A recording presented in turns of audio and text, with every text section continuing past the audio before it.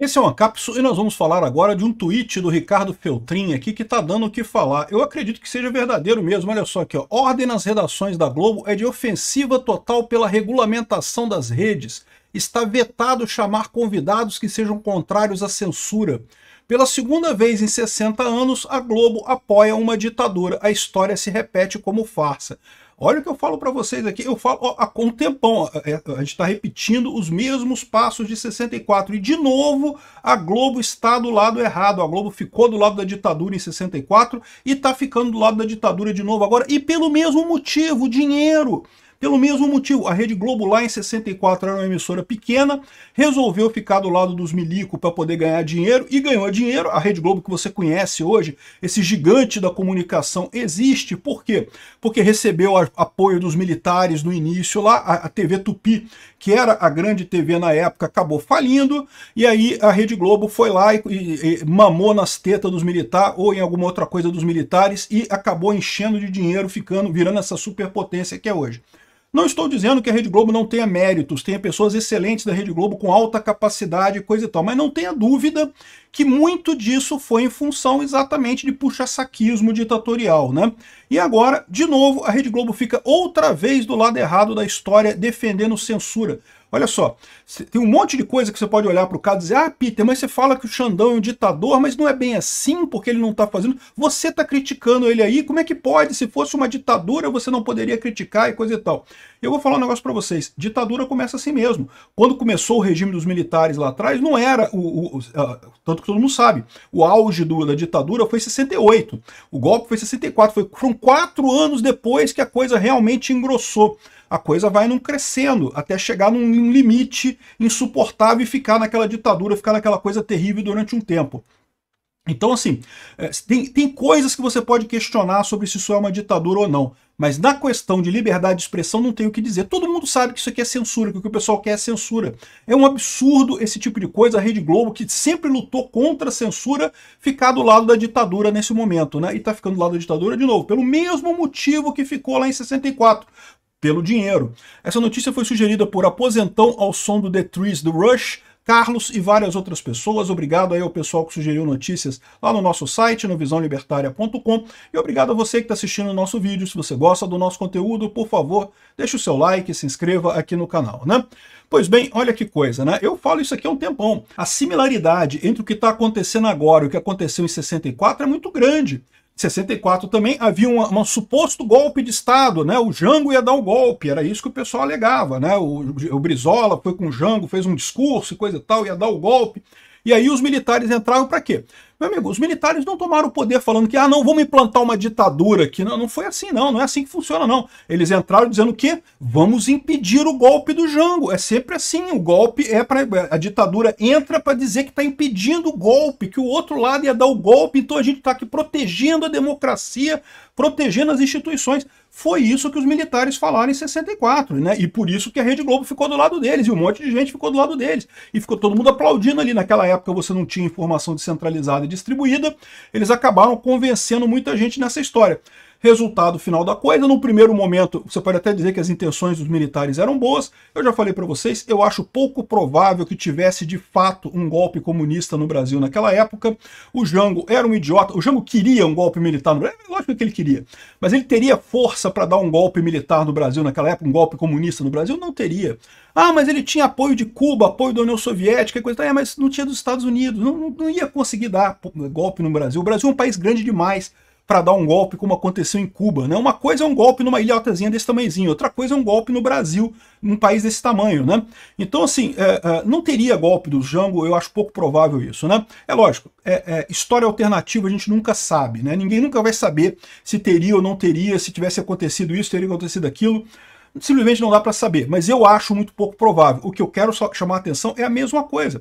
Agora, de novo, o Alexandre de Moraes, sob o pretexto de que temos que salvar a, entre aspas, democracia brasileira, está dando um golpe. Quem está fazendo o golpe neste momento é o Alexandre de Moraes e o Lula, ninguém tem dúvida disso. E as características são todas as mesmas, porque é impressionante. O cara conseguiu tomar o poder, quem está na presidência é o presidente indicado pelo Alexandre de Moraes, e no final das contas, aí o que acontece? Naturalmente a população se revolta contra isso, né? O pessoal critica. Lá em 64, quem começou a criticar era o pessoal da esquerda, que queria o Jango, que queria o Brizola. De novo, eu não sou de esquerda, eu detesto o comunismo, acho que teria sido uma tragédia se o Brasil virasse comunista naquela época, mas a verdade é que naquela época tinha muita gente no Brasil que queria o comunismo, né? Prova disso é que teve depois movimentos estudantis e coisa e tal. Esse pessoal todo saiu para brigar. Agora o que está acontecendo? Sai o pessoal da direita para brigar, os bolsonaristas para brigar. E aí o que acontece nesse caso? Aí começa a repressão, começa a censura, começa a calar todo mundo, tentar manter o poder na base da porrada. É o que eu falo para vocês, meu amigo. Ou a democracia se mantém por si própria, ou no momento que alguém vai e fala que eu sou o salvador da democracia, esse cara é um tirano, bicho. O exército, quando entrou nessa parada, virou um tirano, virou um ditador. O Alexandre de Moraes, que está vestindo essa capa de salvador da democracia do Brasil, é um tirano. Está fazendo tirania, está fazendo uma ditadura no Brasil. E aqui, agora, eu já vejo o Feltrin falando a mesma coisa que eu falo aqui, ó, que pela segunda vez em 60 anos a Globo apoia uma ditadura. E a Globo, depois de muito tempo, emitiu até uma cartinha dizendo, não, pedimos desculpa porque ficamos do lado errado e coisa e tal. Muito conveniente, né, Globo? Depois de ficar do lado dos militares, de entupir o bolso de dinheiro, de ter um monte de favor, conseguir um monte de concessão por conta dos militares, favorecendo concessão da Globo, porque a Globo ajudava os militares queriam abafar o discurso, queriam dominar a esfera informacional no Brasil, então deram muitas concessões para a Rede Globo, porque a Rede Globo era amiga e coisa e tal. A Rede Globo só se virou contra o regime militar no finalzinho do regime. Só lá no finalzinho do regime mesmo, quando já estava um negócio escancarado, que era ditadura mesmo, que tinha gente torturada. Aí que a Rede Globo começou a ficar contra os militares ali, e mesmo assim não criticava muito. Ou seja, aí, depois de um tempo, a Rede Globo emitiu, depois de 40 anos, a Rede Globo emitiu uma cartinha lá pedindo desculpa e não sei o que. Ela devolveu o dinheiro? Não, devolveu o dinheiro, eles não devolveram, né? Mas pediram desculpa e coisa e tal. Daqui a pouco vai ser a mesma coisa de novo. A Rede Globo vai, daqui a 40 anos vai estar a Rede Globo escrevendo cartinha de novo, desculpa a gente ter adotado aí, ter aceitado a ditadura do Alexandre de Moraes e coisa e tal. E o pior é isso, que estão fazendo pelo mesmo motivo. Por quê? Porque a Rede Globo agora está na merda de dinheiro, precisa de grana, sabe que tem uma concorrência enorme nas redes sociais, uma concorrência enorme nas plataformas de streaming e outras coisas, e aí quer que o governo vai lá e bata nesse pessoal. Não, governo, regula as redes, tem que regular as redes para a gente ganhar mais dinheiro. Cara, é uma nojeira isso, bicho. Eu vou te falar um negócio, a Rede Globo é um atraso para o Brasil. E ainda foi a emissora que promoveu o Flamengo, né? O Flamengo não era nada também, a Rede Globo que promoveu o Flamengo nesse tempo todo aí. Verdade seja dito, o meu Vasco também não era nada e foi o Getúlio Vargas que promoveu o meu Vasco, então a gente é culpado desse crime também. Mas enfim, Rede Globo só faz merda pelo Brasil no final das contas, né? Aqui, ó, a história se repete como uma farsa. Tá se repetindo a história como uma farsa. E o pessoal falando aqui, ó, sem censura não há chance nenhuma do governo se reeleger ano que vem, disse o André Marsiglia aqui. Censura ou fraude, disse o Feltrin, né? Fraude eu acho que é pouco provável, mas a censura certamente é uma coisa. Agora, eu tenho minha opinião diferente sobre isso, eu já falei. Eu acho que o governo está correndo atrás desse troço, achando que com regulamentação das redes sociais vai conseguir fazer um diálogo sensível, e não vai. E o grande risco é exatamente esse, porque como eu já expliquei para vocês, a esquerda acha que no momento que regulamentar as redes sociais, que vai voltar a ter admiração do povo, que o povo vai voltar a gostar da esquerda, e não vai. E aí qual que vai ser a saída deles, né? É o que ficou claro para o pessoal lá nos Estados Unidos. Por que as Big Techs todas foram para o lado da direita? Porque elas perceberam essa coisa que eu já falei aqui em outros vídeos também. O que acontece? A esquerda sabe que ela está perdendo corações e mentes das pessoas porque as pessoas discutem entre si e aí não aceitam mais bovinamente os pontos de vista da esquerda, né? Aí ela acha que controlando as redes que isso vai mudar, só que não vai. Aí o que acontece? Ela bota uma proibição, não, tem que calar os principais influenciadores. Eles já chegaram a fazer isso aqui no Brasil. Botaram um monte de gente, né? O Alan dos Santos, o Oswaldo Eustáquio, um monte de gente eles proibiram. Eles fecharam. Aí, eu avisei isso na época. Se proibirem essas pessoas, o que vai acontecer? Vão surgir outras pessoas. E de fato, surgiu mais um monte de gente aí da direita, surgiu libertário, surgiu um monte de gente. Meu canal, por exemplo, eu falo para vocês, é lógico que seria muito ruim. Eu não quero ser cancelado. Eu gosto do que eu estou fazendo aqui.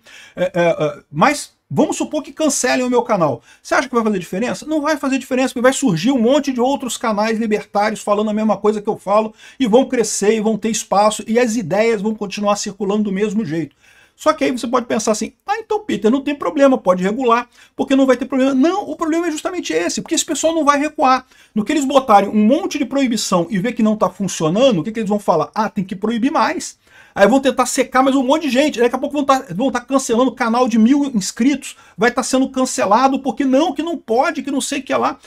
Ou seja, o desespero deles vai fazer só eles cancelarem mais e mais e mais e mais, e aí pode acabar realmente destruindo o modelo de negócio das Big Techs. É isso que eles vão acabar fazendo.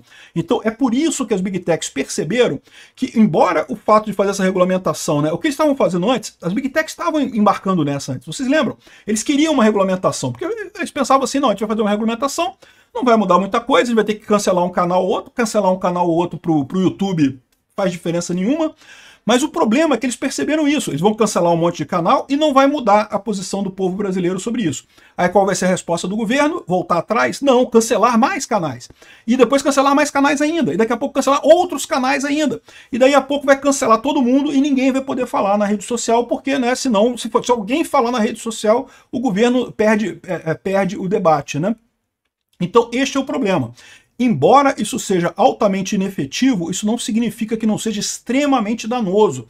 E a gente tem que lutar contra essa regulamentação com todas as forças. O fato da Rede Globo ter proibido convidar... Caralho, que filha da putagem desse pessoal, né? Eu vou te falar uma coisa, a Rede Globo, filhos da puta mesmo, vetado chamar convidados que sejam contrários à censura, né? O Bolsonaro também falou contra essa regulamentação, que o Lula tá vindo com tudo aí. O Lula falou que vai fazer uma campanha de marketing para botar isso daí.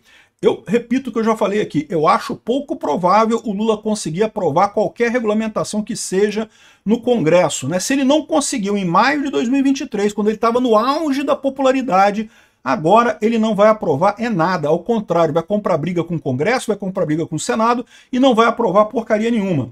Eu tenho certeza que os congressistas já estão vendo isso, inclusive a questão de que, qualquer regulamentação que seja agora tem influência da China. O Lula foi lá para perguntar isso, todo mundo está sabendo que o Lula pediu ajuda do Xi Jinping para censurar o brasileiro, né? E aqui, ainda tem os idiotas do CGI, do Comitê Gestor da Internet, que puta que pariu. Como se não bastasse, estão querendo sacanear ainda o pessoal aqui. Botaram aqui uma proposta de princípios para regulamentação de plataformas de redes sociais. Uma besteira atrás da outra. Começa com soberania e segurança nacional. Que porra é essa, cara? Quem se importa com soberania e segurança nacional? Importante é liberdade de expressão. Isso é que é importante. Privacidade, desde que a pessoa se importe, porque o pessoal adora usar privacidade para esconder orçamento do governo, para proteger funcionário público, para proteger gente poderosa, mas não está nem aí para a privacidade em geral das pessoas, né? E liberdade de expressão é direitos humanos. Então isso aqui está totalmente redundante, essa porcaria aqui. Não precisava de privacidade, direitos humanos. É liberdade de expressão, ponto final. E é o primeiro item, né? Aí o resto tudo aqui é lixo, nada que importa. Ou seja, a regulamentação das redes sociais devia ser só para a liberdade de expressão e foda-se o resto. Mas é soberania. E, meu amigo, soberania não tem nada a ver com informação, com internet. Que bosta é essa? Quando eles falam de soberania aqui, eles estão dizendo em proteger os poderosos do governo contra as pessoas comuns. É isso que eles querem, no final das contas, né?